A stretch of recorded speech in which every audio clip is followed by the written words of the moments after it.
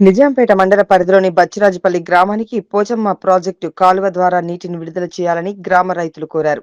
ఈ సందర్భంగా వారు మాట్లాడుతూ బీఆర్ఎస్ ప్రభుత్వ హయాంలో యాసంగి పంటకు గాను కొండపోచమ్మ కాలువ ద్వారా నీటిని జనవరి నెలలోనే విడుదల చేసేవారని, ఇప్పుడున్న ప్రభుత్వం నీళ్లను వదలకపోతే వేసుకున్న పంటలు పూర్తిగా ఎండిపోతాయని రైతులు ఆవేదన చెందుతున్నారు.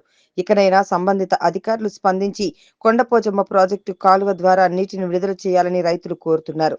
ఈ కార్యక్రమంలో గ్రామ రైతులు సత్యం, లింగం, బీరయ్య, మల్లయ్య, లింగం, సత్తయ్య తదితరులు పాల్గొన్నారు. ప్రభుత్వం ఇంతకుముందు ఉన్నప్పుడు మాకు యథావిధిగా కెనాలు మా జనవరిలోనే ఇడిచేటోళ్ళు. ఈ సంవత్సరము ఈ ఒక నెల లేట్ అయింది. మా పొలాలు ఎండిపోతున్నాయి, మా బోర్లు తక్కువైనాయి, మొక్కలు చేన్లు అన్నీ మొత్తం యథావిధిగా ఈ వారం లోపు రాకపోతే వాటర్ రాకపోతే చేన్లు ఎండిపోతాయి. నుంచి ఇది విధిగా వాటర్ కాంగ్రెస్ ప్రభుత్వము ఈ వాటర్ తొందరగా వదిలిపెడితే మా బచ్చిరాజుపల్లి గ్రామంలో పంటలు యథావిధిగా పండుతాయి. మేమందరము గవర్నమెంట్ ఆదుకోవాలని కోరుచున్నాము.